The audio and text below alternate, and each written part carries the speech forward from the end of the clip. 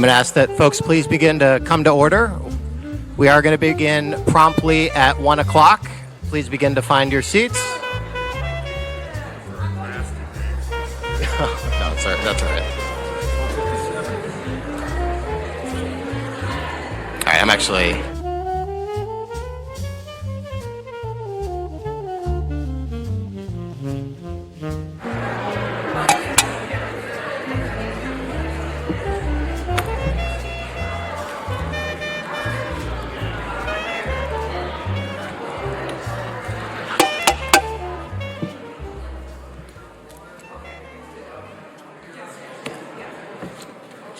Jim, here. How are things? Great. All good there. Oh, good to see you. How you doing? All good. Sorry. If folks can begin to take your seats, we will get started promptly at 1 o'clock. While you are getting settled, there are light refreshments in the back. Please take advantage of those. The closest restroom will be to your right around the corner as you exit the cash room. And again, we will get started promptly at 1 o'clock. And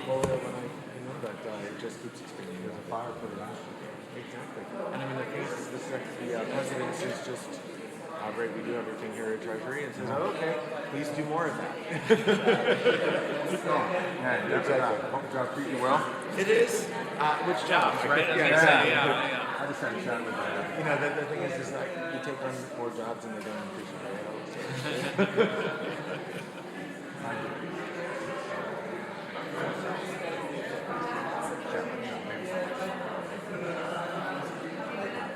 Okay.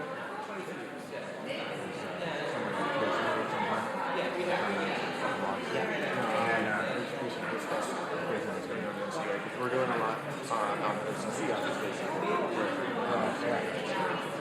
I'm not trying.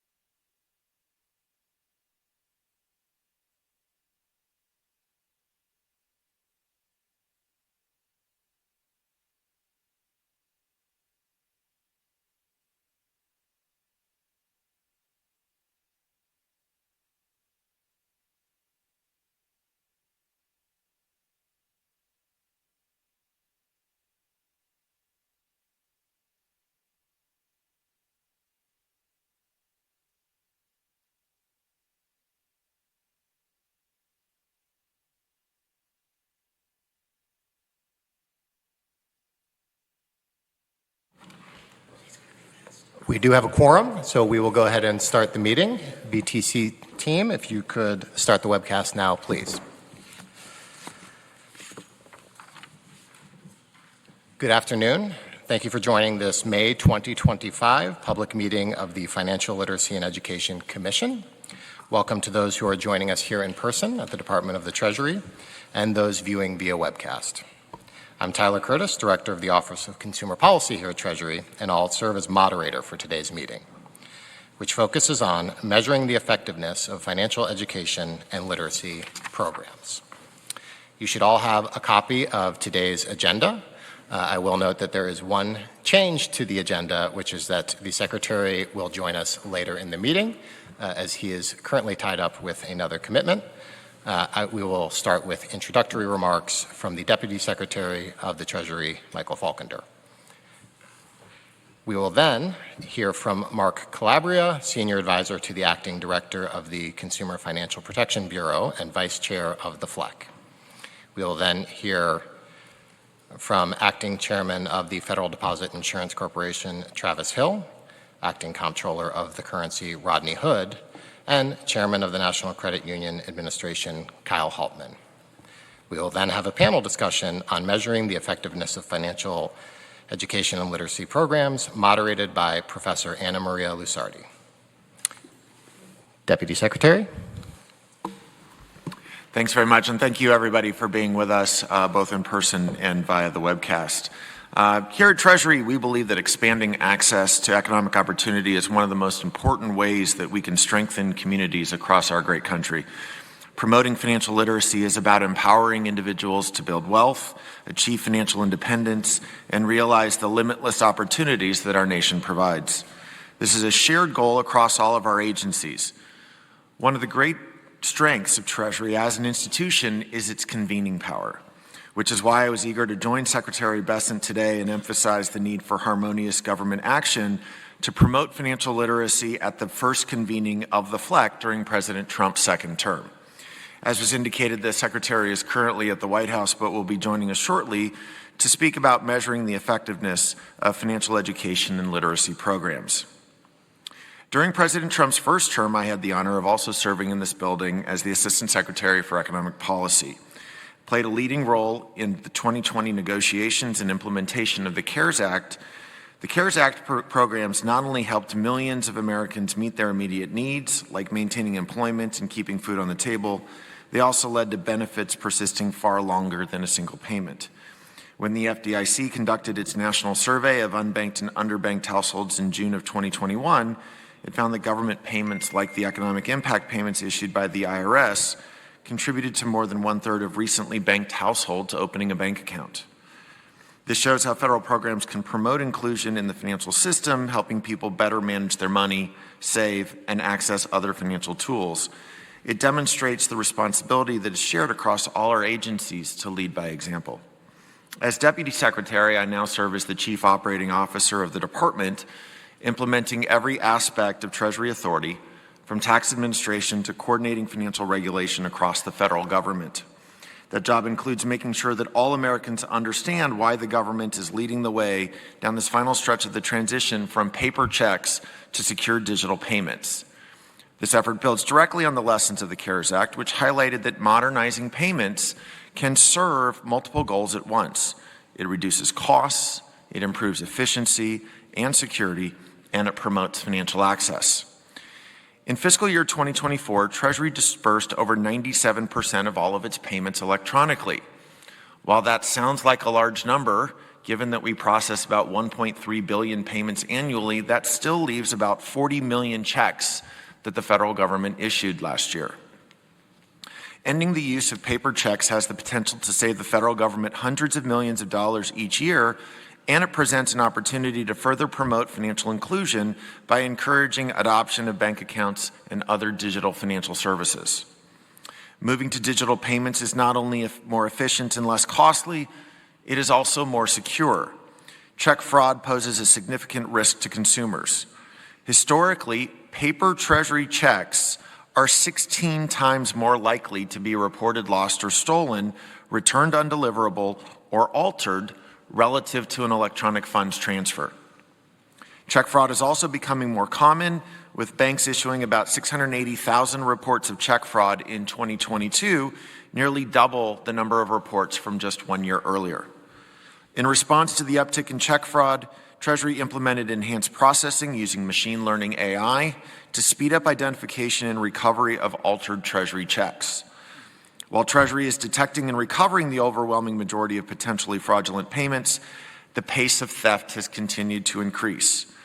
As your agencies develop their implementation plans for the recent executive order on modernizing payments, I hope you will also leverage the golden opportunity to educate the public about both the risks of paper checks, the benefits of faster and more secure digital payments, and as I have been saying to more and more people every day, teach them dual-factor authentication. I want to thank all of you for being here today and your commitment to this important work. Your leadership is critical as we continue to find new ways to promote financial empowerment across all communities. I look forward to working together to ensure that every American, no matter where they live or where they start, has a real chance to achieve prosperity. Thank you for being with us today. Thank you, Deputy Secretary. Mr. Calabria. Thank you, Mr. Deputy Secretary. I guess Mr. Acting IRS Commissioner, and I'm starting to feel like you may be the only person who has more jobs than me. So I to appreciate and sympathy for that. I want to extend Secretary Rubio would correct you. True. He'll be added as a commission member soon. But I want to extend my welcome to my fellow commissioners, many of which I consider close friends. So it's great to be able to spend some time with you this afternoon. And I really do want to thank the panelists presenting today. I believe that financial literacy, when done correctly, is quite frankly the most effective form of consumer protection, really enabling consumers to properly evaluate the financial choices and risks in front of them. I will also note that the foundation of most of our consumer financial protection statutes is disclosure. And the effectiveness of disclosure ultimately rests upon the ability of the consumer to utilize the information disclosed. So I really do see consumer education, financial literacy as a core element of not only the financial literacy objectives of CFPB, but the overall set of objectives for the agency. That said, as often in Washington, we kind of confuse ends for means. Financial education, while at its heart is a means for improving financial literacy, the purpose is not simply to increase knowledge, notwithstanding that importance, but also to improve consumer decision-making and behavior. We want people to be able to make better informed decisions. I'll note, given one of my other hats, we do spend considerable sums on financial education. But I want to argue that dollars should not necessarily be our measure of success. They're a measure of cost. For instance, I'll note that leading up to the financial crisis of 2008, I believe we at HUD increased housing counseling spending by over 500%. Was that effective leading into the crisis? So ultimately, the question to me, and I hope that this is something that the panel reads upon, is are the financial literacy efforts that we engage in and spend considerable resources on actually changing decision-making by consumers? Are they better informing consumers? Are we ultimately having a consumer that can protect themselves? And of course, ultimately, this is not a philosophical, but rather an empirical question. And again, one I look forward to hearing from the panel on. Thank you, Mr. Deputy Secretary. Thank you, Mr. Calabria. Acting Chairman Hill. Good afternoon, everyone. I appreciate the opportunity to address the Financial Literacy and Education Commission today and would like to thank Treasury Secretary Bessent, Deputy Secretary Falconer, members of the FLEC team, and fellow commission members for the opportunity to participate in this important dialogue. National research indicates that a significant portion of the population lacks basic financial literacy, struggles to accumulate emergency savings, and faces obstacles in achieving long-term financial stability. Recent years have also seen key shifts in how Americans manage their money. For example, over the past decade, the use of mobile banking as the primary method of account access has increased almost ninefold. There continues to be a need for high-quality, objective financial education. Like the Department of Treasury and other federal agencies, the FDIC plays a role in these efforts, primarily through its Money Smart financial education program. The Money Smart program has been around for 25 years and provides financial education curricula to banks, schools, colleges, and other stakeholders. It focuses on financial knowledge, budgeting and saving, and credit management, among other areas. The administration's recent executive order on modernizing payments to and from America's bank account may also present an opportunity to promote banking relationships. In response to the pandemic, the FDIC worked on an interagency basis with the Treasury Department and IRS to encourage consumers to open bank accounts and receive their government stimulus payments via direct deposit. I want to thank the experts that will be featured as part of the program today, which includes one of FDIC's own senior consumer researchers. The FDIC supports efforts to ensure that all Americans have the knowledge and tools to participate confidently in the banking system, and we look forward to continuing this important work with the Commission and its members. Thank you. Mr. Hood. Great. Good afternoon, ladies and gentlemen. I'd like to begin by thanking Secretary Bessent and Deputy Secretary Falconer for hosting today's meeting. I am indeed pleased to be here with my colleagues on the Financial Literacy and Education Commission. The Office of the Comptroller of the Currency was created in 1863 during Abraham Lincoln's presidency to create a safe, sound, and reliable banking and monetary system to help unify our nation. The OCC's work today stems from this founding purpose.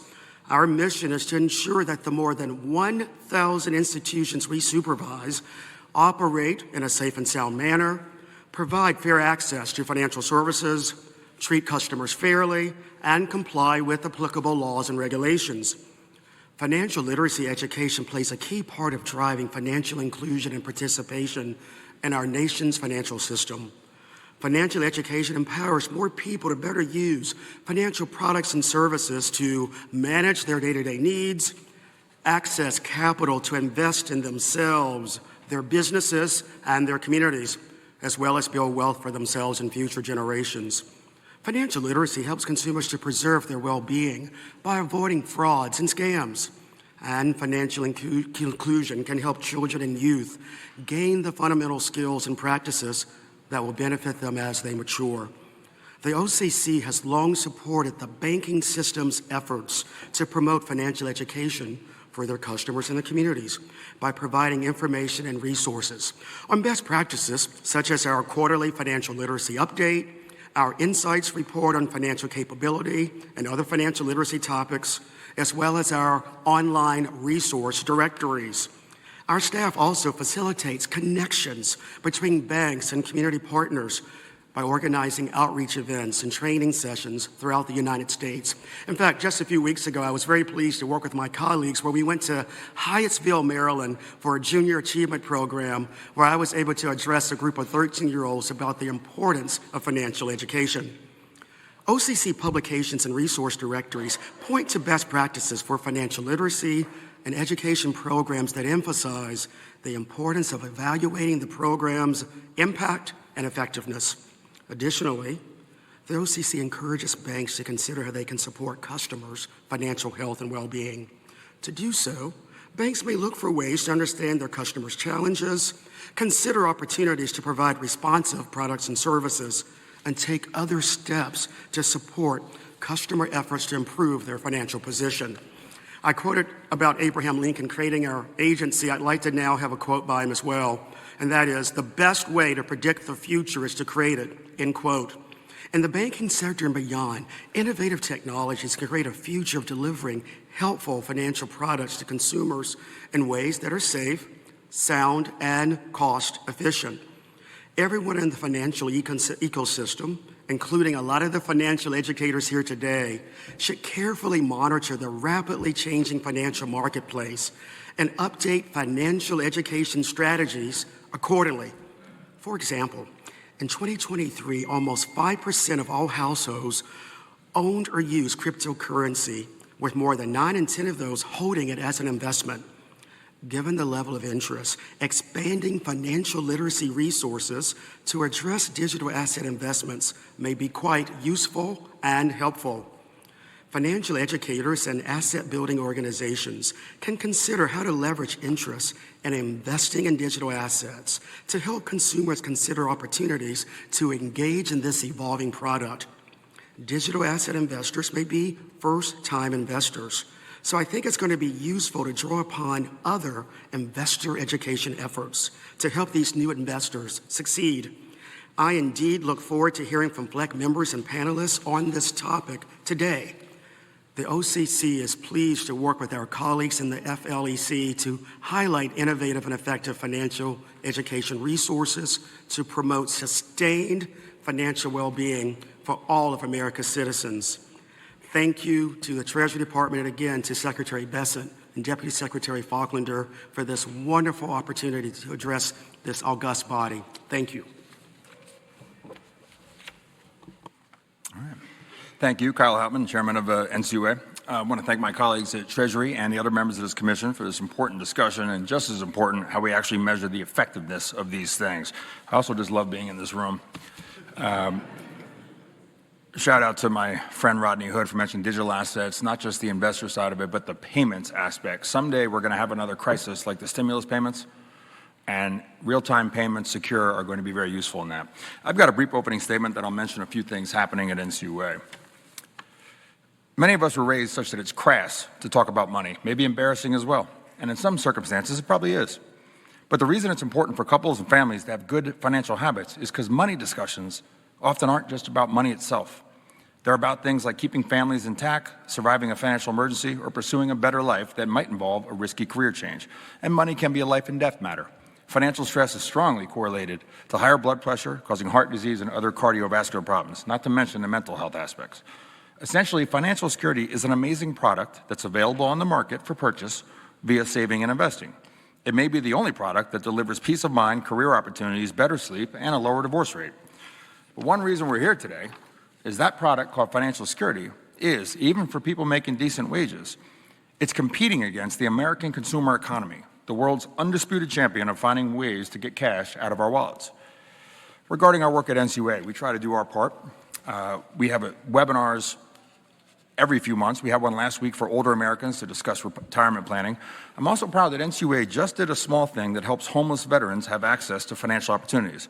In a recent letter to the Defense Credit Union Council, I reminded them of what the BSA AML regulations say regarding ID. The NCUA didn't change a rule or practice. I clarified what the current regs say about an issue that could make more credit unions feel comfortable opening an account for a homeless veteran who has only a VA card and no fixed address. We clarified that the address and the contact information of their caseworker at the VA is sufficient to open the account. And I'd be remiss if I didn't mention that NCUA was merely following in the footsteps of the FDIC, which offered similar guidance a few years back. By working with credit unions and those seeking charters, we can ensure more individuals have banking options and access to trustworthy services. In a study by the ABA, 38% of those surveyed said they learned the most about money from family, 15% from school, and 11% from social media. But what if you don't have financially literate family members, or you don't learn in school about it? Social media offers a great deal of information and other things. How does a person know who to trust? The cooperative nature of credit unions lends itself to filling this gap for its members. Credit unions are one of the original answers to the challenge of financial inclusion. At NCUA, we encourage credit union expansion in communities that have been underserved. The first credit union ever in the United States was started by French-Canadian mill workers in New Hampshire who wanted to bank at a place that literally spoke their language. The same thing is true today. Just last week, we granted a new charter to the African Diaspora Credit Union. When we talk about financial institutions working on financial education, the nature of that institution can matter a lot. And I think we all agree we do not want to be one of those countries that just has a handful of large banks and that's it. This country, as vast and diverse as it is, needs a wide variety of financial service providers. Earlier this year, NCUA data showed 54% of credit unions that we supervise offer financial education to members, with a third offering workshops and more than half of them providing financial counseling. These are promising and they reflect the cooperative nature of the credit union movement. As nonprofit entities, every dollar counts.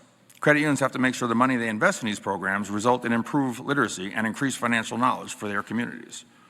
Effective financial education and literary programs amplify the positive community effect and provide the opportunity to provide more community members in the banking system. As members of this commission, we're all committed to promoting the essential tools financial education provides. I enjoy hearing more about how we can better measure outcomes, so I appreciate the chance to be here today. Thank you. Thank you very much. Let me take this opportunity to thank my colleagues, Vice Chair Calabria, Chairman Hill, Comptroller Hood, and Chairman Hopman for those opening remarks. As the Vice Chair said, it's incredibly important that we identify what is effective and not merely measure success based upon the money that is spent. And so that's why the panel that we're about to hear from is so timely. Because the topic is measuring the effectiveness of financial education and literacy programs. And so with that, I'd like to invite the panelists to come up to the panel. The panel is going to be chaired or moderated by Dr. Anna Maria Lusardi, Senior Fellow and Director of Financial Decision Making Initiative and Professor of the Economics Department in Stanford University. The panelists are going to include Jerry Walsh, the President of FINRA Investor Education Foundation and Senior Vice President of Investor Education at FINRA, David Birnbaum, Deputy Assistant Secretary for Housing Counseling at the Department of Housing and Urban Development, Susan Burhouse, Senior Consumer Researcher, Division of Depositor and Consumer Protection at the FDIC, and Dr. Beth Darius, Program Analyst, Financial Readiness, Office of the Deputy Assistant Secretary of Defense at the Defense Department. So with that, Dr. Lusardi, look forward to having you chair this session. Thank you very much. It's really exciting to be here today. It's an honor to chair this very important panel. And I have to say, yes, it's very exciting as well to be in the cash room to talk about financial literacy. Participants today will talk about the important work that they have been done, and I have to say I'm really impressed by what some of these agencies have really done, and over time, this is a project, many of these projects have been going on over time, and it's really important what they have achieved and hear about what they have achieved. I say it's really high time to talk about financial education because as the data shows, we want to change the statistics about financial literacy to make sure that people have the skills and knowledge to build wealth, to build prosperity, to achieve prosperity, and use modernized method of payment, and yes, know about the dual factor authentication as well. And it's so exciting as well to read about the interest of Secretary Bessent about financial literacy. I see it in his writing as well. And I know how important FLEC has been in coordinating all of the work on financial literacy across the federal agency. I want to echo what some of you have said before and use the word of my student athletes, and in particular the football player, who say that financial literacy is really the best line of defense when it comes to make good financial decisions and really protect against potential problems, including scams. And I want to in particularly start with a short presentation to set the stage, but let me state from the very beginning that the academic research is quite clear in showing how effective, and I would say cost-effective, financial education has been, and perhaps to use a quote from Benjamin Franklin to really show that indeed financial literacy pays a good rate of return and potentially the best rate of return. In my presentation today, I want to describe some of the data that we have collected over time to really set the stage for the presentation we are going to see. And I want to start with the initiative we have launched at Stanford. This is a joint effort across 3 different departments, the Business School, the Stanford Institute for Economic Policy Research, which is the Policy Institute, and also the Department of Economics. Our mission is really, or we envision, a world where people are financially informed so they can achieve objectives, including financial freedoms. And we really want to transform personal finance education, in particular provide a basis, a rigorous basis, so we can make sure it is assessed and we can indeed always do better in equipping our young people with the skill and knowledge that is required today. The reason why it's so important to do so, we just released today the 9th wave of the Personal Finance Index. We collect this data each year in January to assess what's the level of personal finance knowledge. And we do so with as many as 28 questions. So we have a very granular information about the 8 areas in which people routinely make financial decisions. And the reason why I say, and I said we need to change the statistics, as you can see here, overall, the level of financial literacy has been probably relatively, I would say, not still at the level that we would like to see, and in particularly, it has been relatively stable over time. And we want to make sure that everybody knows these topics and everybody is equipped to indeed make good financial decisions. There are groups that show also lower level of financial literacy than the general population.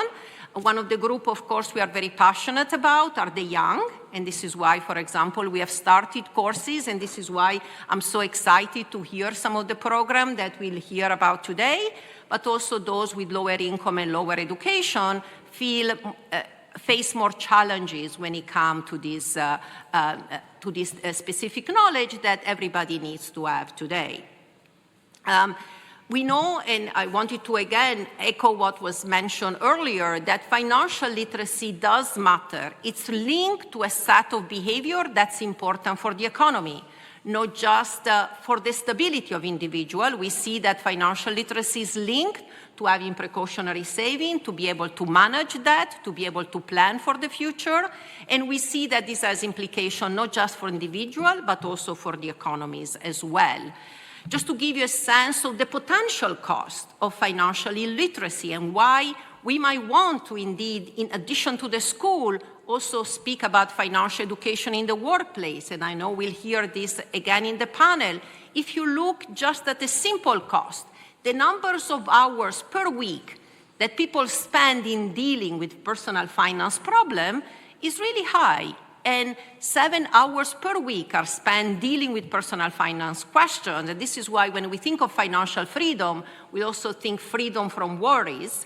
And as many as 5 hours are spent at work dealing with personal finance decisions. Another reason why, to increase the productivity of our labor force, we also want to make sure that we have a population which is financially literate.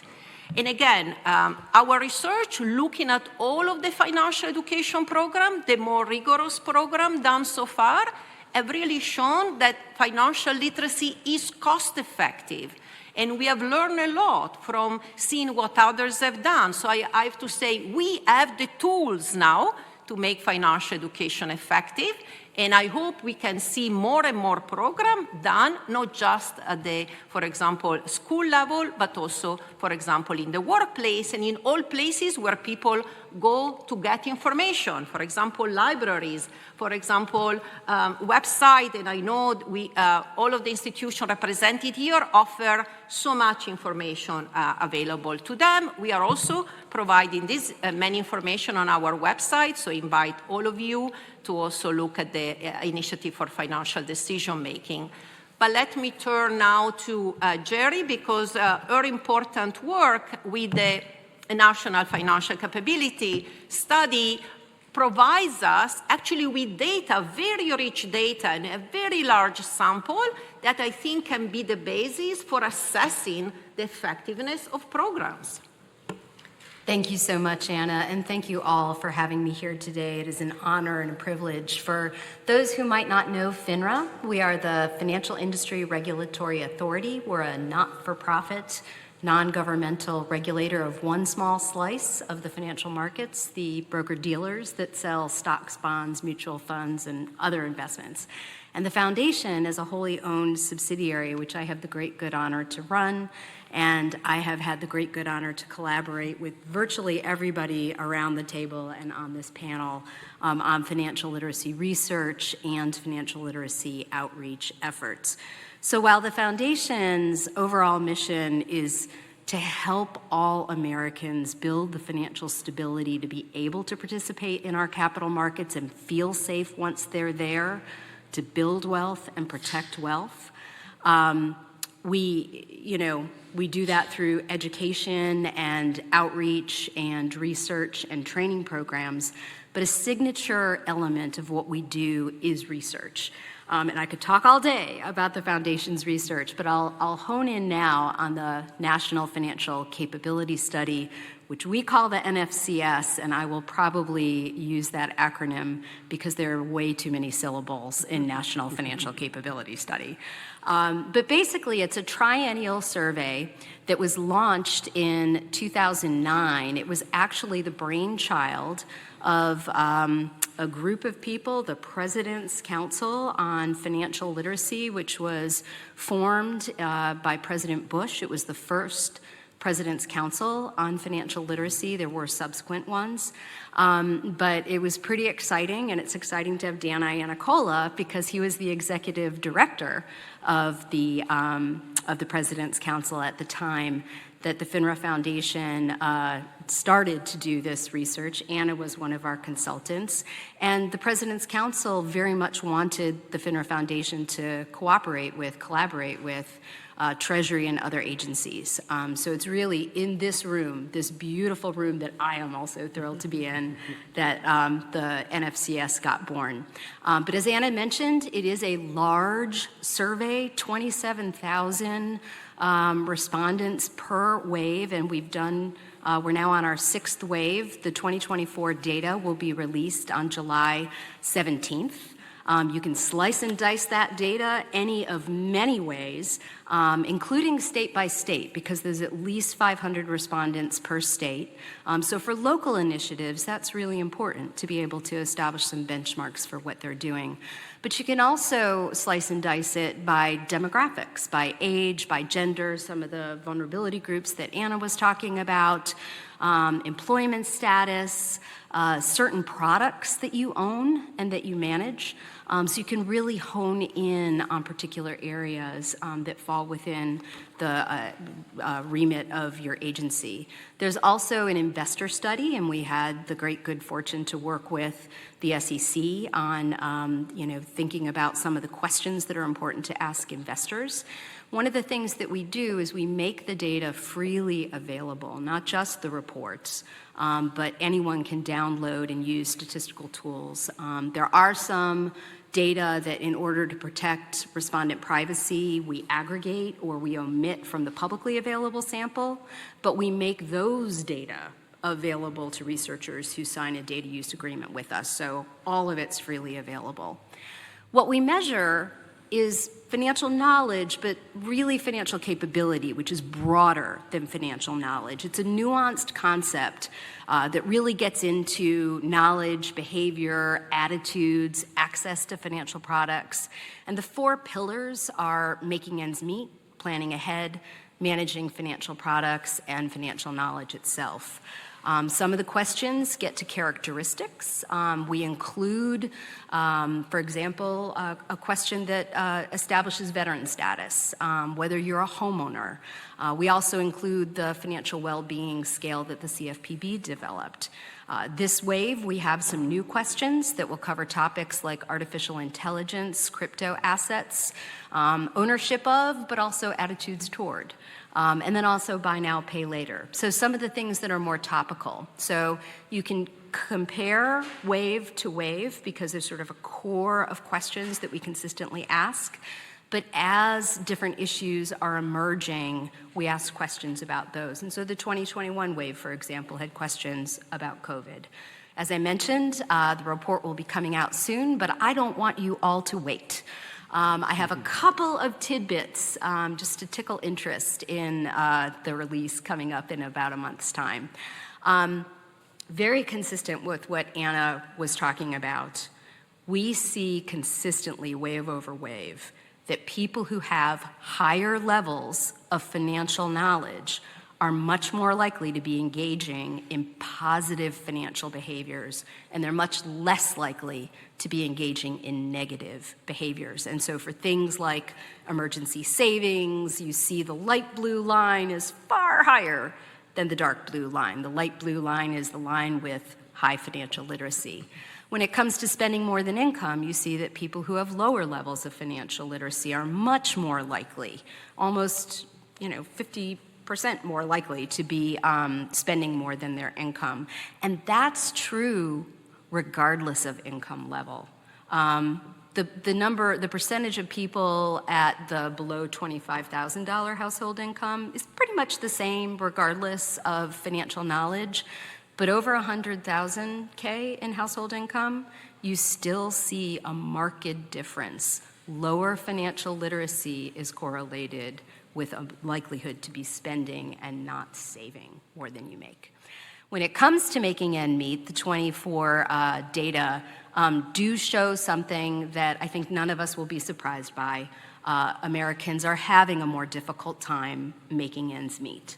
The survey was in the field from June through October of 2024, and you see that about 7 percentage points higher in 2024 than in 2021, and it had been fairly consistent since the very first wave, which was shortly after the financial crisis. We also, slicing that by age, see that particularly our younger people, the 18 to 34 demographic, are having the hardest time. About 33% of that demographic are spending more than they make. There's some good news, and this might not seem like good news, but you saw a pretty consistent financial knowledge level in Anna's PFIN data. We had seen a decline in financial knowledge from 2009 to 2021, but in 2024 it's leveling off, and that's good news. Still, though, the bad news is that barely a quarter of people could answer 5 of 7 questions correctly. Again, a little more good news. People were more familiar with the concept of inflation. They at least knew the answer to the inflation question. And you see a pretty significant increase, particularly among younger people who are understanding that. But the data is available for all 50 states and nationally.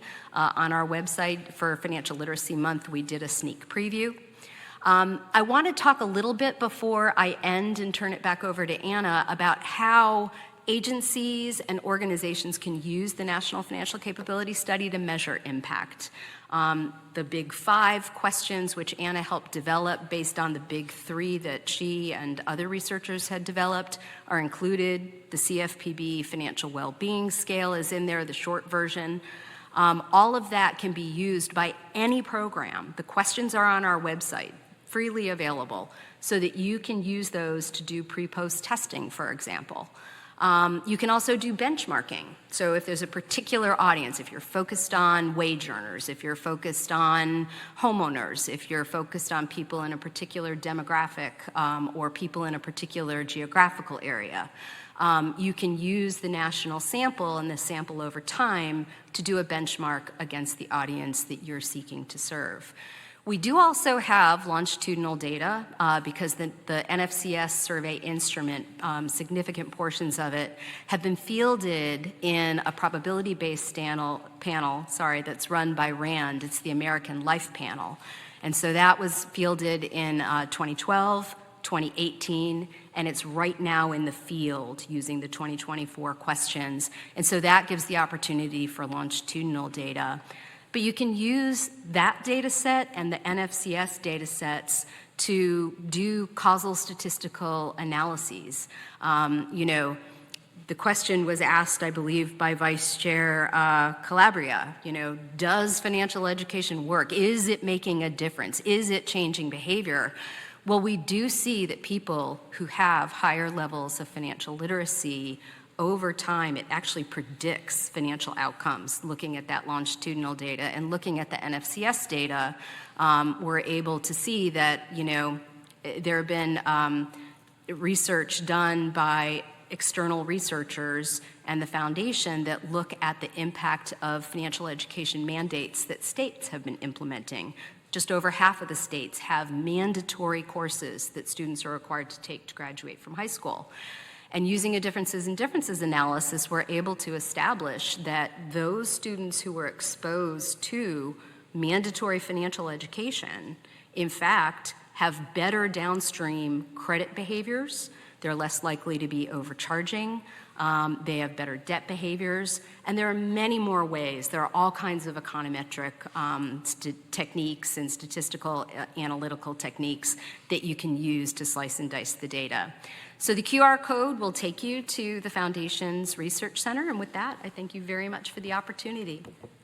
Thank you very much, Jerry. And I want to highlight that, for all of the people that would like to do financial education program, I very much recommend this data and the questions in the data, because if they use them, then they can compare their initial finding, for example, with a representative sample of the US population. The data is so large that, if you're looking at a specific subgroup, then it's possible to do that. And in fact, it's even possible to look at the statistics already reported, and so you can do a lot more targeted program. And I must say the targeted program are also the ones that are likely to be more effective.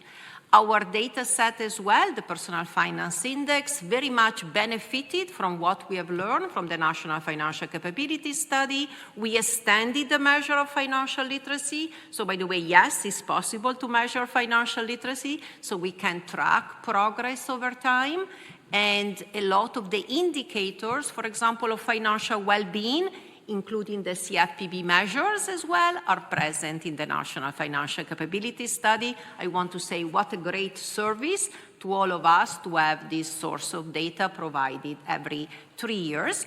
And with that, I want to turn to David, and actually I'd like you to see that this important program done at HUD, and I cannot think of a more important topic today than helping people buy their homes and advising them, and potentially, in particularly, buying their first home.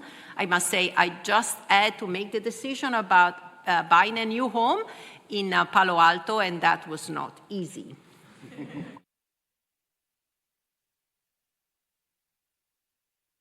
Thank you for helping me out with that. Thank you, Dr. Lasardi, and let me acknowledge the strong work of the Commission members, the agencies, and also acknowledge the work of Secretary Bessent, Deputy Secretary Falkender, Director Calabria, Director Curtis, Chairman Hill, Controller Hood, and Sharon Haltman. It is a pleasure to be here with you today to discuss the HUD Office of Housing Counseling's approach to measuring the effectiveness of our housing counseling and homeownership education programs. HUD's Secretary Turner has stated, "God blessed us with this great nation, and together we can increase self-sufficiency and empower Americans to climb the economic ladder toward a brighter future." Secretary Turner has also affirmed that, to quote, "The primary mission of HUD is finding long-term solutions that provide affordable housing, spur business creation, and rebuild prosperous American communities across our country."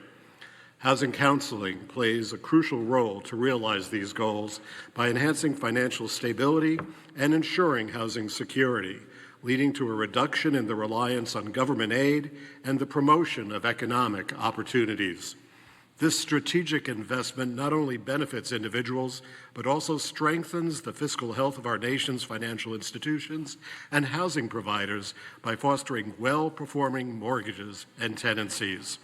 Moreover, housing counseling encourages personal investment, which in turn bolsters community stability, strengthens personal financial well-being, and equips individuals with essential financial management skills. HUD funds and provides technical assistance to a strong national network of approximately 1,500 HUD-approved housing counseling agencies and over 4,500 housing counseling professionals. These HUD-certified counseling professionals provide independent, expert advice customized to the needs of around 1 million consumers on average every year. Housing counseling services can help consumers with financial management and budgeting, credit counseling, obtaining and maintaining homeownership, and avoiding mortgage delinquency. On that note, I'd like to respond also to Vice Chairman Calabria's remarks about the increase in funding during the financial crisis, and it was in response to the counter-cyclical emergency at the time. I will note that housing counseling organizations with support from Treasury, HUD, and the private sector helped over 12 million Americans sustain their housing. And more recently, during the pandemic, hundreds of thousands of Americans with Treasury support and programs and housing counselors once again proved the worth of housing counseling programs. I'll also note the importance of down payment assistance as I switch into home ownership as a goal for our organization, for HUD, for all of us collectively to help our communities. Across the country, there are over 2,000 unique down payment assistance programs. And across the board, they uniformly require housing counseling as a component. Why? Because more and more data sets are documenting how housing counseling impacts sustainability and long-term success financially for the families who benefit from it. I'm going to highlight some of our more recent efforts. Unfortunately, in the area of home ownership, there has been rather limited education and research in this space, unlike foreclosure prevention. In particular, I note 2 studies from our own Office of Policy Development and Research. One is a study called Housing Counseling Works. It's more a white paper looking at major efforts across the past decade to document the impact of housing counseling. It's a must-read in this space, and there's a link to it on our HUD website if you're interested. Over a 10-year period of time as well, our Office of Policy Development and Research conducted a long-term randomized experiment or demonstration following over 5,800 consumers. It wasn't a true study of housing counseling. It looked at homeownership education. The group of consumers who were studied had already been approved by financial institutions for mortgages, but still it's very instructive. Individuals offering counseling were more likely to be confident that they could find the information they need about home buying. They report being very satisfied about the home buying process. They knew that they could speak to a housing counseling agency before and after realizing home ownership, and as well in the long term, particularly for youth, folks that were younger purchasers below the age of 29, there was a higher rate of home purchase in the group.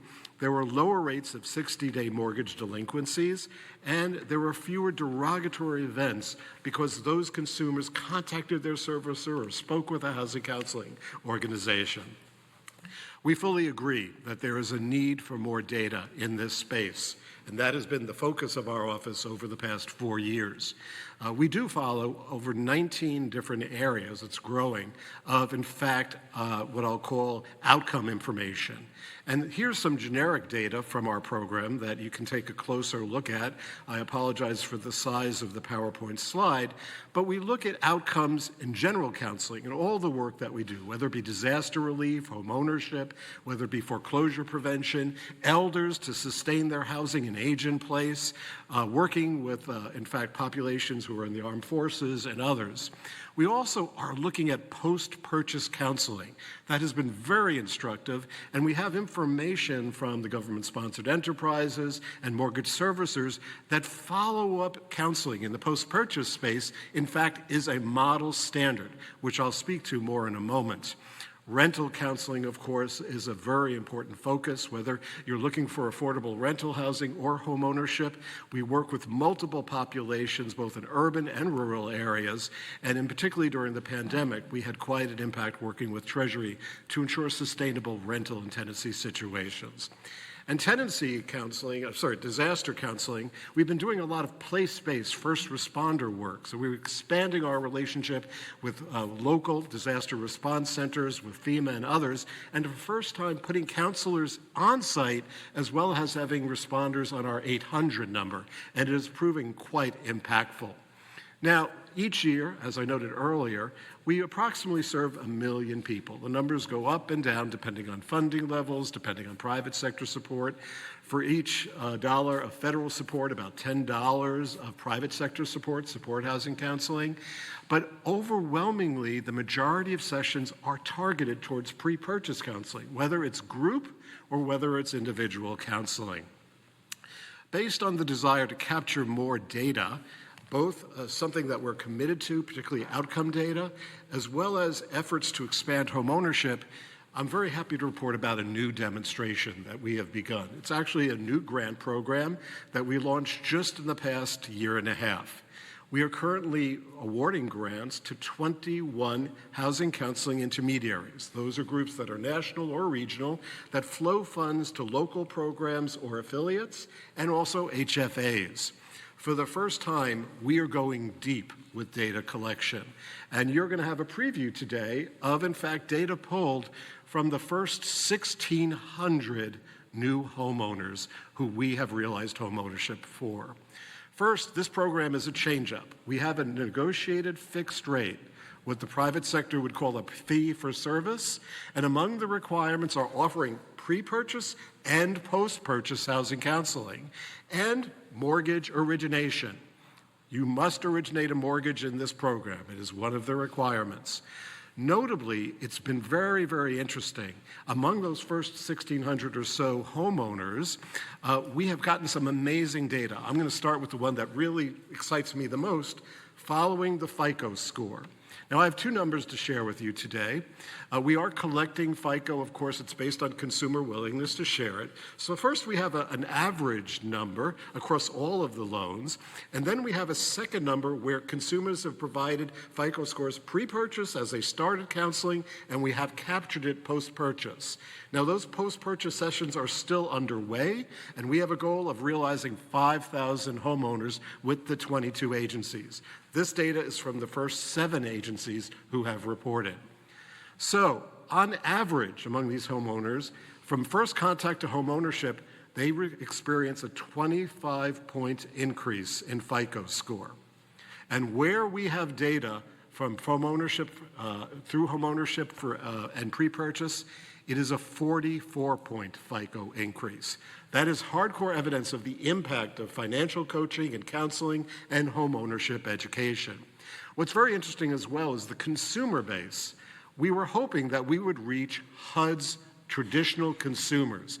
And in fact, if you look at the average median income of consumers, almost all of them are in the 40 to 80%, the majority of them, of the typical area median income, the sweet spot that we were hoping for, because there was some concern would the very qualified simply be cherry-picked for this program.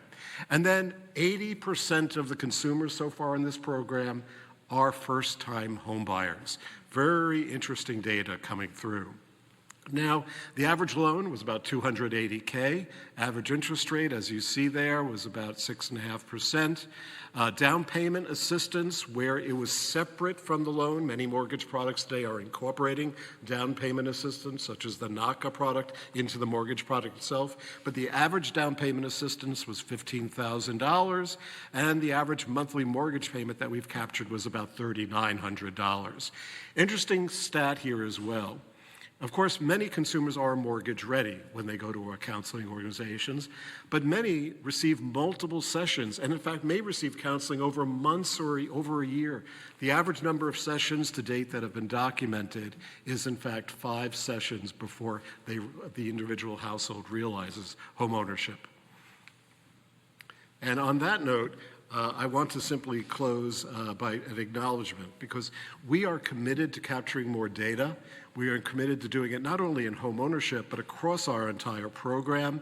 And we're very appreciative of the support of our Principal Deputy Assistant Secretary, Frank Cassidy, in the Office of Housing, because he is supporting our efforts to report out on this data. And you can look for a white paper in the very near future as we continue to decipher and digest the initial data sets. Thank you very much. Thank you very much for this presentation and for touching upon this very important decision, in particular for first-time home buyers. And I think what is also very clever is to provide information on things that really matter. And I wanted to tell you that after having seen all of this work, and we are following your work for a long time, since this started quite a while, we teach an entire class in our personal finance course about the FICO score. Right, that's really a very important information that every person should have, but in particular if you are actually making the decision about buying the house. So this is clearly very important and very clever. And in that respect, let me turn now to the FDIC, because as also Acting Chairman Hill has mentioned, the work that has been done with the Money Smart program is certainly very important, and this gamification in particular, I think, has been a very innovative way to engage everyone in financial literacy. Susan. Great, thank you. And thank you to everyone on the Treasury and the FLEC teams for the opportunity to speak today. Although probably not supposed to lead with this, but I'm just gonna let you know, sometimes public speaking is not my favorite. I hear that's normal, so it's okay. But I realized when I was getting ready for today that I think I'm okay with it in this case, and that's partly because I'm really proud of the program evaluation work that's been done at the FDIC. I'm really happy with my collaborations with my consumer education colleagues, especially Ken Worthy and Christina Miranda, who I just want to mention because they've been really key partners with me in this research. And I'm just really genuinely excited to be able to share some of our findings with you. So it's going to be good. It's going to be okay. Now, I think as many of you know, the FDIC has had a long-standing commitment to financial education.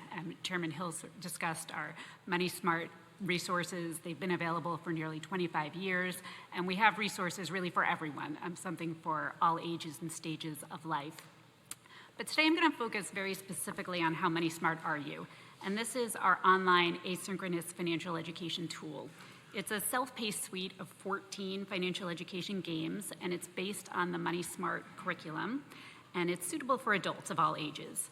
And these games focus on building really foundational knowledge and skills that consumers need to confidently manage their finances and to make informed financial decisions.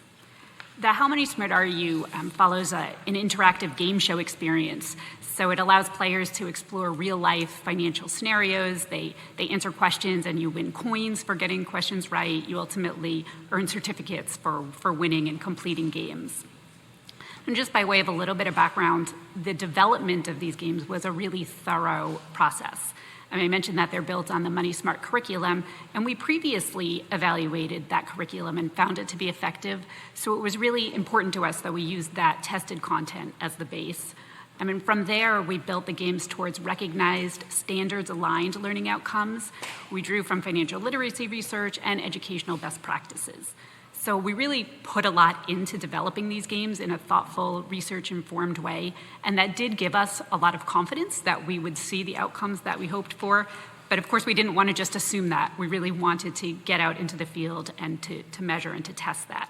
So once How Money Smart Are You had been out in the world for a few years, we thought the time was right to undertake a really rigorous evaluation to see how and whether it was working. Our primary objectives for the program evaluation were to assess whether and to what extent playing the How Money Smart Are You games impacts key financial outcomes related to knowledge, attitudes, behaviors, and well-being, and also to learn about the experiences that consumers have when they're playing the games and the experiences that organizations have when they use these games with their own students or clients or employees. The centerpiece of our evaluation was a longitudinal quasi-experimental study. I like to say that because it sounds fancy, but basically it involved participants playing 3 key How Money Smart Are You games. Those focused in on basic banking, on spending and savings, and on building and managing credit. And they completed 3 surveys at different points in time. So they did a pre-survey before playing any of the games. They did a post-survey soon after completing the games, and then a follow-up survey 3 months after that. And we also had a comparison group who did a baseline and a follow-up survey. And that allowed us to do a difference in difference analysis, where we looked to see whether there were changes from the baseline to the follow-up and whether those changes were different between the treatment group who did play with How Money Smart Are You and the comparison group who did not use the games. And this wasn't the only data we collected. It was a mixed methods evaluation. So we also conducted focus groups with consumers. We fielded a survey of organizations, and we did some interviews with organizational account holders. So we really could get a very full range of perspectives. I personally think that collecting this qualitative information was really valuable. It was a great complement to the quantitative data. And as you'll hear, those findings not only confirmed some of our results, but also gave us some really additional context and deeper insights. Okay, so that kind of felt like a lot of setup, but now onto the findings. We found that playing How Money Smart Are You did have significant and meaningful positive impacts on consumers' subjective financial knowledge, financial skills, financial well-being, and I think really importantly, financial behaviors. For example, we found that use of a budget improved from 57% to 69% after people used How Money Smart Are You games. And our rigorous evaluation methods showed that users had a 3 times greater odds of having a budget relative to non-users. The share of consumers saving regularly increased from 52% to 62%, meaning that users had 8 times greater odds of saving regularly relative to non-users. And emergency savings possession grew from 66 to 71%, which meant that the odds of having emergency savings was 5 times greater for How Money Smart Are You users relative to non-users. Notably, in many cases, these results were larger for people who had lower scores at baseline, which I think is important because it suggests that the impacts might be particularly effective for those who are most in need. And these quantitative findings were confirmed by our qualitative findings. The focus group participants often talked to us about how much more confident they felt in managing their finances. But what really stood out to me in listening to them was how often they were able to tell us about very specific changes that they had made. I have just a few quotes I can share. For example, one participant told us, "I definitely budget better monthly for myself. I know how to prepare my own balance sheet." Another talked about savings. "How Money Smart Are You helped me learn how to save money and actually break my check up.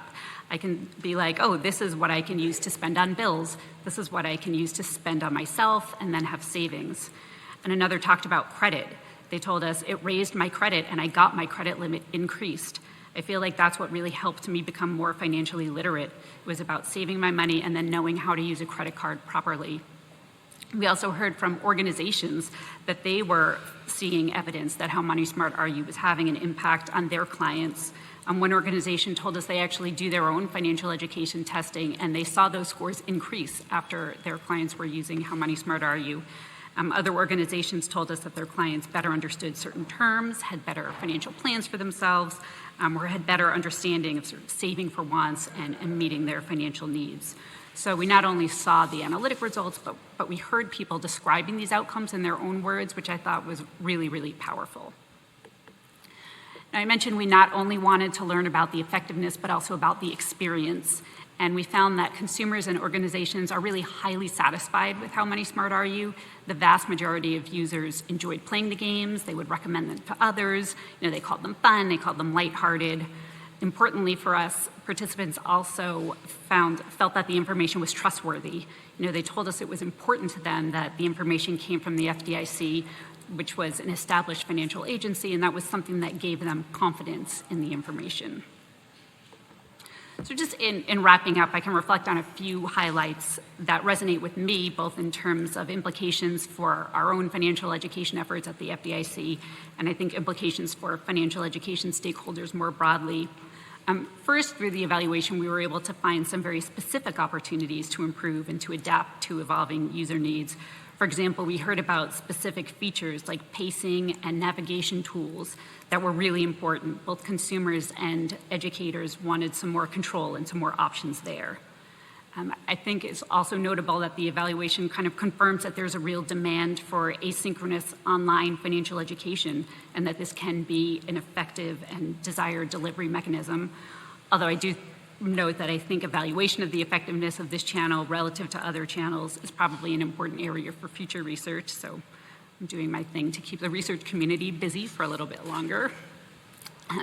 Finally, I think thinking even more broadly, I just feel like doing these types of evaluations and experiments and projects and making these results public can both improve financial education practices, but also can encourage people and motivate people to make use of the resources. I just think if people know that something works, they're going to be more eager to use it and to engage.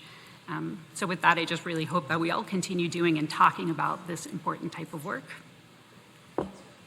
Thank you so much for these descriptions, and I really recommend everybody to check out the 14 games that are available on their website. One of the things also I want to say, one of the big problems of financial education is engagement. And also the fact that often we teach or we attract those who are already converted. And so what the gamification really does takes away so many of the problem of financial education that is perceived potentially out of reach. People think it's too difficult, it's taboo, or as my students say, it's not cool. But I think we can find a way to actually take down those barriers. So thank you very much for what FDIC has done over time. And now we turn to the DOD,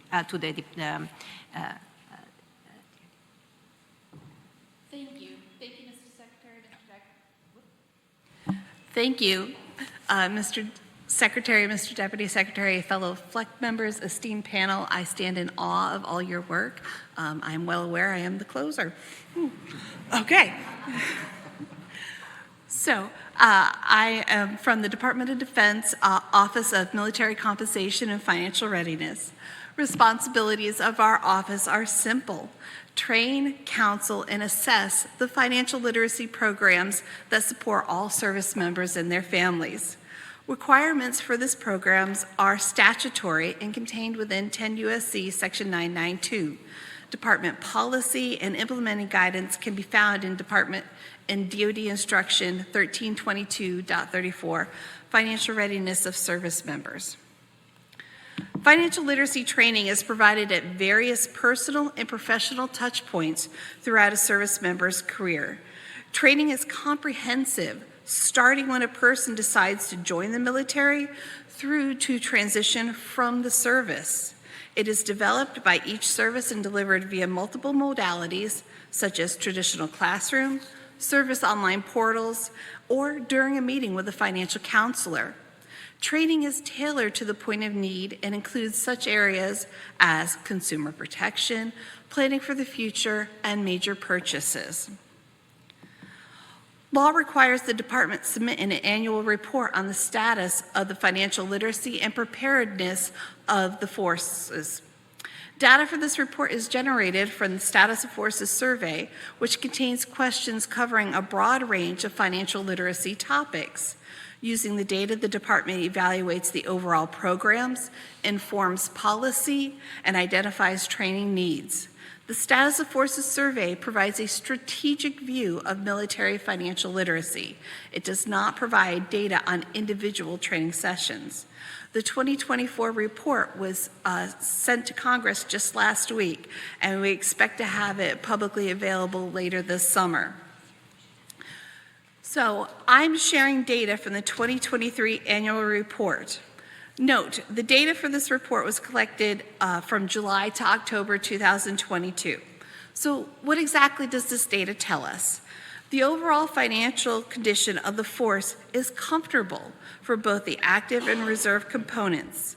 Looking at the CFPB financial well-being score data, where scores of 50 or below indicate a higher likelihood of difficulty making ends meet, again, the status of the military indicates a higher well-being, aligning with the financial comfort data.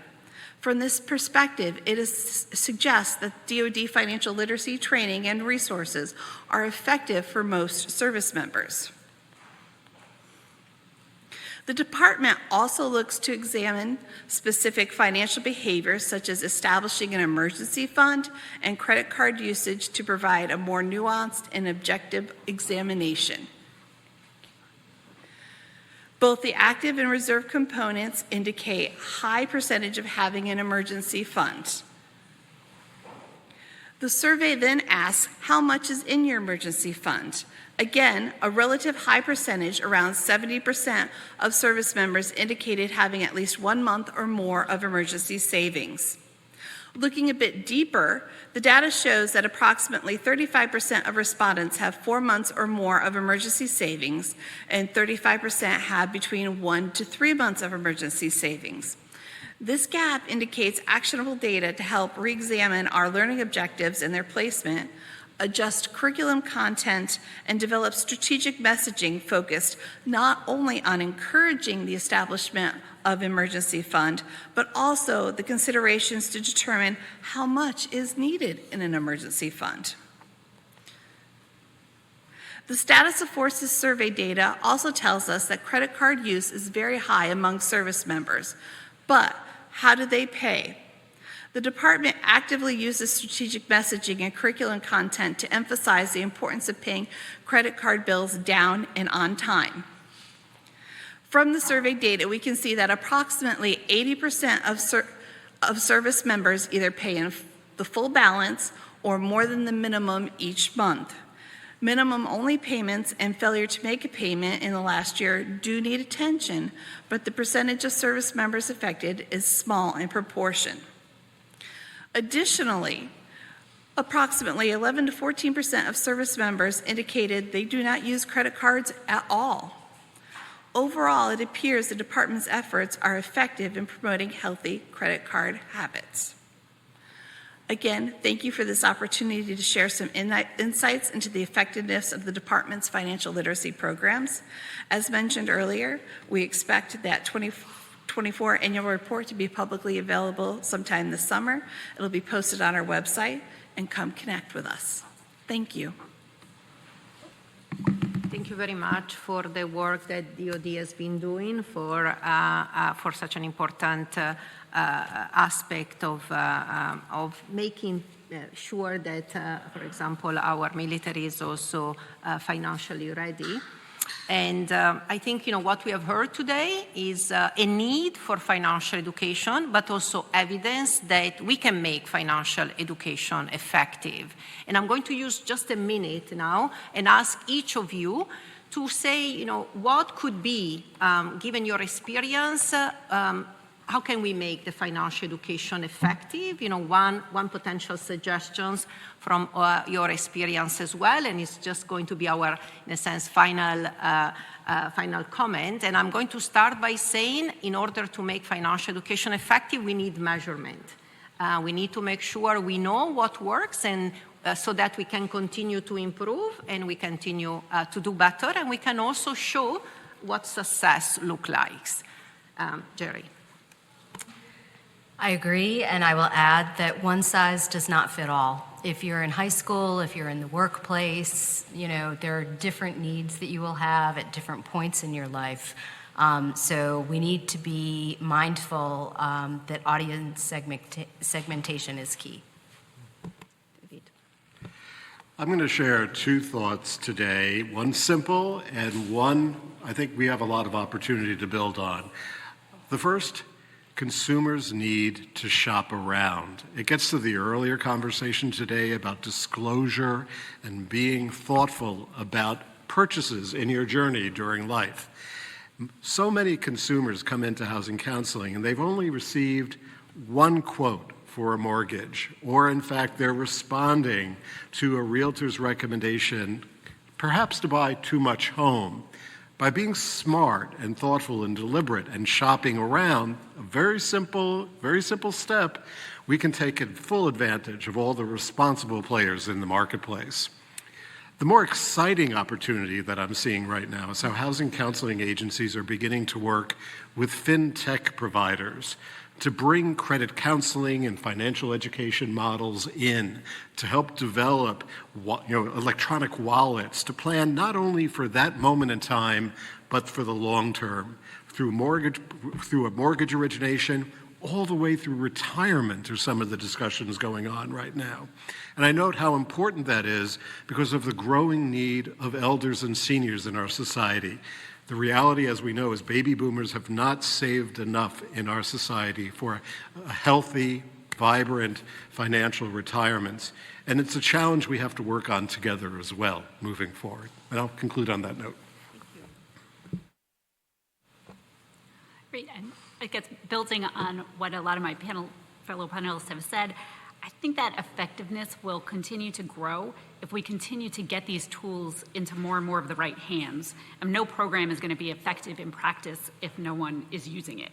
So letting people know that the resources are available, making sure that consumers are aware specifically of the key features that are important to them, I think is going to help and is going to drive engagement. In our case, we learned that people valued the trustworthiness of the information in How Money Smart Are You. They valued the fact that it was a fun experience and enjoyable. So improving outreach in sort of targeted ways that let people know that these attributes are out there is going to be helpful. If people know that it's fun, if they know that it's reputable, that will drive them to make more use of the product, and I think will ultimately just spread the reach and help effectiveness.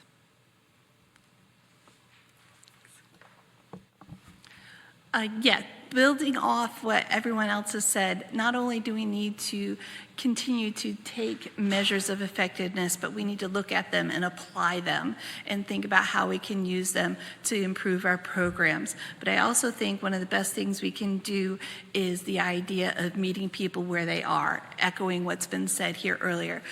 People are going to go on different journeys. They have different background expectations. They meet different challenges. So we need to be mindful of that to provide them the education they need at that point in time. But also the idea of letting them receive the education in a manner in which they want to, such as maybe with the Money Smart, or maybe it's a in-person class. Having that education be available in multiple modalities, I think, is also an important aspect to consider.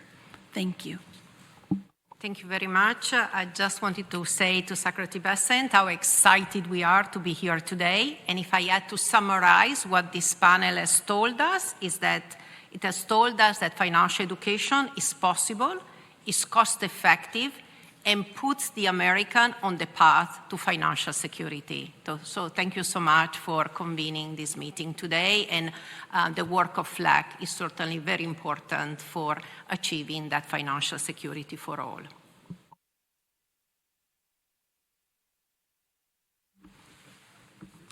So I want to thank all of our panelists. The conversation today did highlight the transformative effect that impactful financial education that increases financial literacy can have on people's lives. And with that, I'd like to turn it over to the Secretary of the Treasury and Chair of the FLEC. Good. Thank you all for being here today. It's an honor to be with you. Promoting financial literacy is among my top priorities as the 79th Secretary of the United States Treasury Department. Why am I so passionate about this subject? When I was a young boy, my family fell in hard times. Growing up in South Carolina, my father made some risky investments that put us on our back feet financially. His career was a riches to rags kind of story. And when it was rags, the whole family suffered. So I did my part to help support us. Believe it or not, I began my first working age job and received my first W-2 at age 9. I actually filed my first pay stub for this job just the other day. I was in New York last Friday speaking to a group of community bankers, and we were talking about the importance of financial literacy and the good work that they do within their communities. And one of the bankers, a very enthusiastic gentleman from Long Island, suggested that we should change the name from financial literacy to financial mastery. I like the term the professor just used, financial security. So knowing how to save, invest, and build wealth over time is the key to unlocking the best future for all Americans. Money, i.e. financial security, gives you freedom. And when you grow your money, you grow your freedom. And that's why I believe financial literacy is core to the American dream. Keeping a budget, saving for a rainy day, investing in the stock market, and planning for the future. These are the small things individuals can do now to do big things in the future. This is the pathway to financial security and the pathway to a stronger, more prosperous America. Expanding financial literacy amongst our citizens will have a positive bottom-up effect. Financially responsible citizens will demand financially responsible leaders, and many of them will become those leaders themselves one day. And on a side note, I would say the ever-increasing range of financial assets and products, from digital assets to buy now, pay later, and I think the complexity that is now involved with keeping a budget, maintaining the household financial integrity is greatly complicated and becomes more and more complicated every day. That's why the work we're doing here is so important.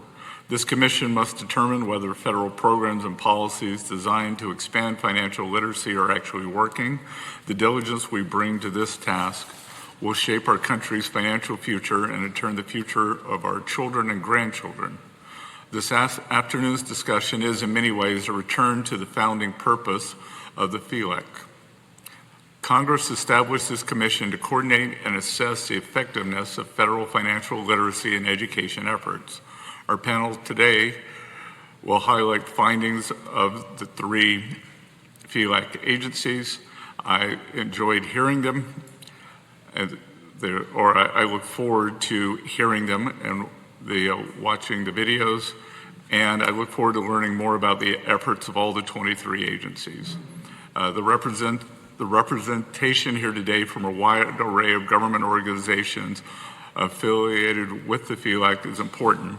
We each play roles in our respective offices, but let's not forget there's only so much we can do through the arm of government. That's why state, local, and private institutions are crucial. Only by working in close partnership with them can we expand financial literacy to the families and communities that need it most. These state and local organizations are boots on the ground. Because of them, the majority of states now include a course in financial education as a high school graduation requirement. This is excellent progress, but we still have a ways to go and we need to get there together. Let's take stock of the progress we've made today, then let's discuss what more we can do to empower citizens to achieve the American dream through financial literacy and mastery and ending with financial security. So with that, I'll hand it back over to the Vice Chair, Mark Calabria. Thank you, Mr. Chairman. Let me open it up. Well, first of all, let me thank the panel. I appreciate all the remarks. That was incredibly helpful. I'll use this moment to perhaps ask a question. The phrasing of our panel is the efficiency of programs. My question is kind of the efficiency across programs. Some programs are delivered in person in classrooms, some are delivered online, some may be delivered partnership with industry, some are delivered just before or around purchase. And so I would be curious to hear what the literature has to say in differences across those various characteristics within programs. I'm going to start with some academic research on this topic and actually showing and echoing what Jerry has said, that it's really important to design programs which are suitable to the target population. For people that think that there are huge differences between in-person and online, surprisingly, they are not as large. And I think we see a lot of promising in, I think, various methods of deliveries. So when it comes, for example, to the high school and to the college, we have seen a lot of promises in that part. I think programs that really meet people where they are, I think are particularly successful.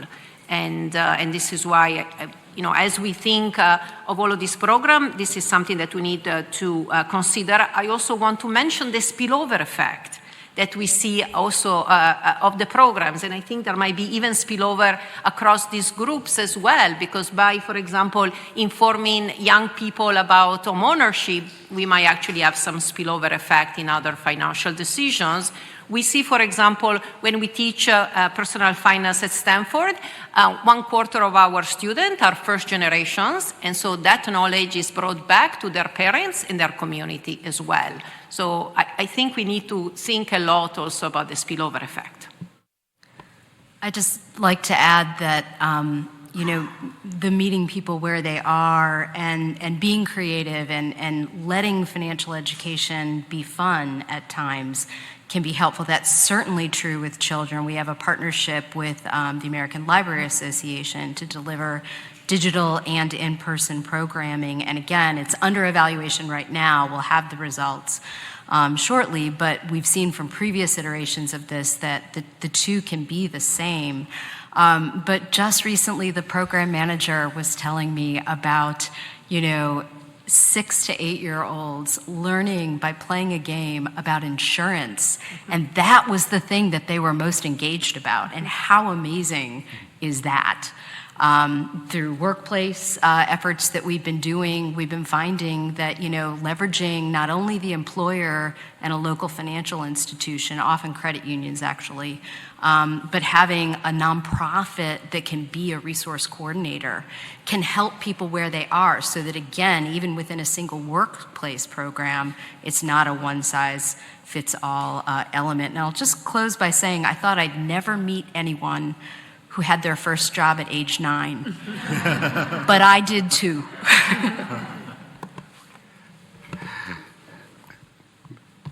Mr. Secretary, pleasure to see you, and thank you for your remarks. 2 quick points. One is a personal one. I think we in government should not be afraid to innovate and partner with the private sector. Too often we're in this separate world, and I think the key to our office's culture has been given the freedom to innovate at HUD.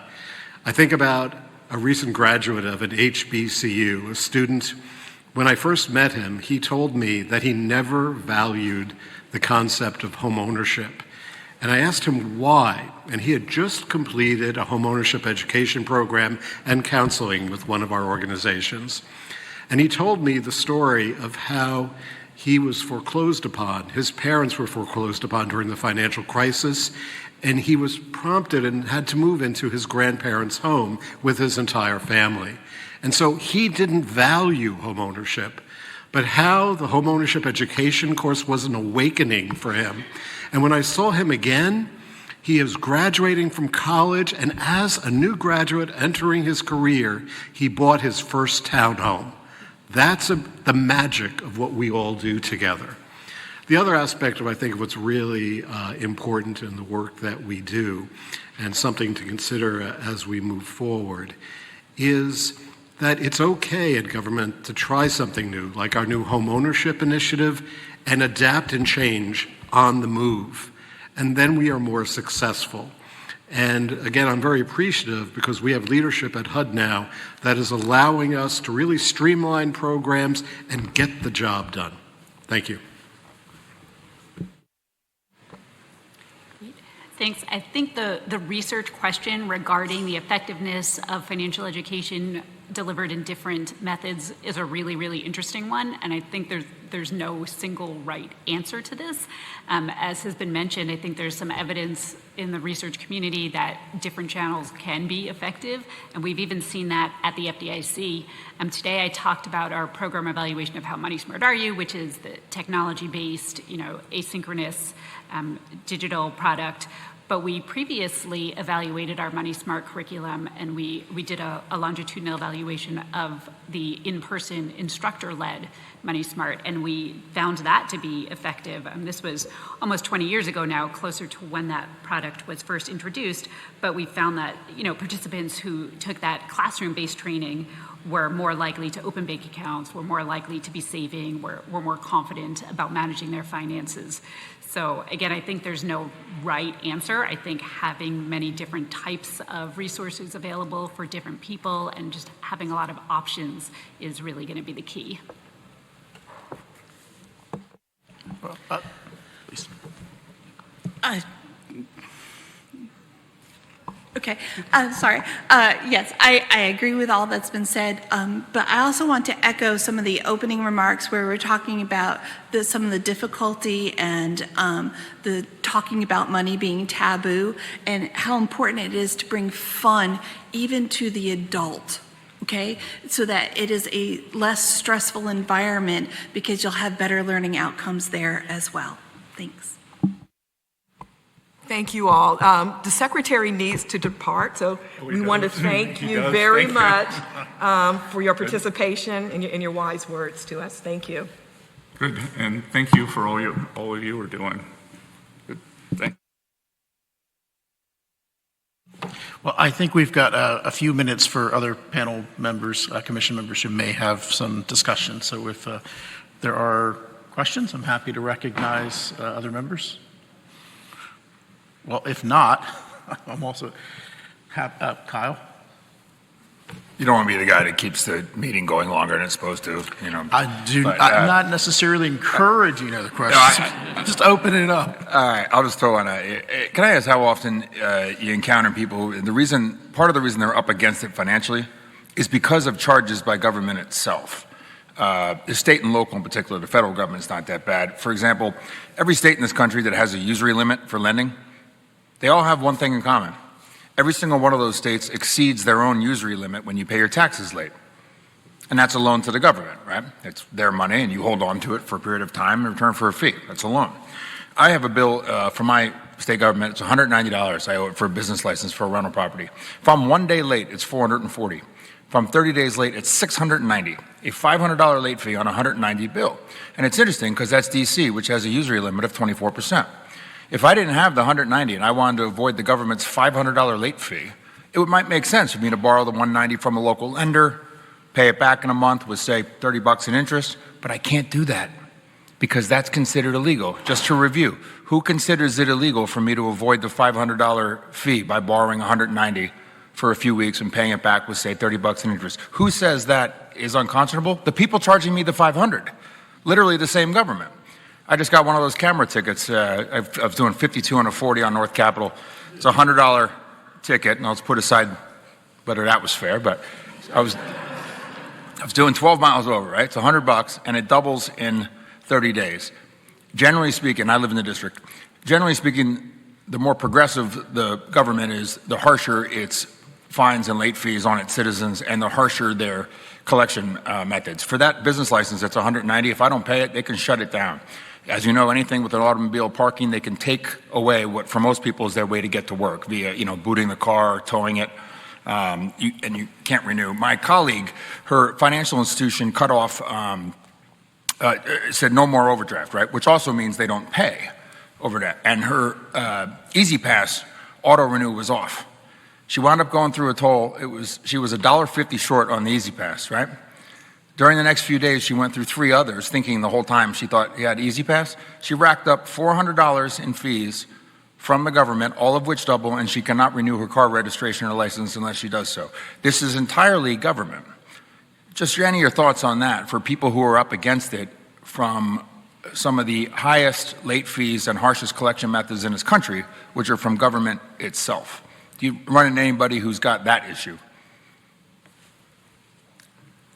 Well, we are in the area of financial education, so we cannot change the law in a sense. But one of the things we always tell our students that not just in the sense of also finance is doesn't forgive, right? If you are late in payment, right, your FICO score will decrease and so on, right? So these are important topics, maybe for people to be aware. One of the things I have to say, the more people are aware of financial topics and how the instrument work, potentially the more maybe they can be better citizens and maybe advocate for different laws and changes in laws that perhaps are not fair to the consumers. But I leave the floor to others as well.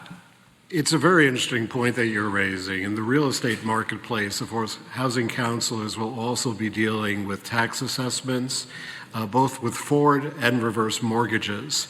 Often, many jurisdictions use the concept of a lien, and there are substantial penalties. But it is an issue we have documented and we have tried to work through to help consumers. I can't speak to the extent of it because that, as far as penalty or other legal fees associated with it, but it is a factor in our work to sustain home ownership or avoid any form of foreclosure. Thank you. Well, again, I want to thank the panelists and all the commission members. I feel with that last question, that's probably a great place to wrap up. So again, thanks everybody today, and the meeting is adjourned. Thank you.